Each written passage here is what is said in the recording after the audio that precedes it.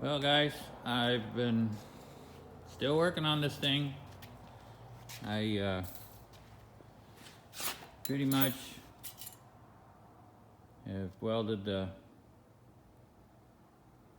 rear quarter doors in permanent now, and basically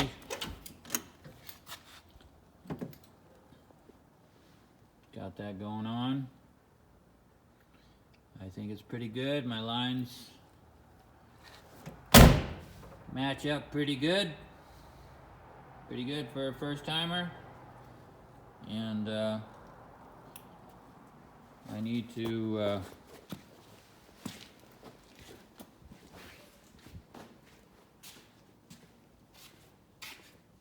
get this other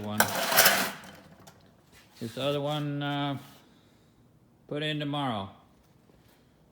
So it was quite a bit of work, but wasn't there's my door.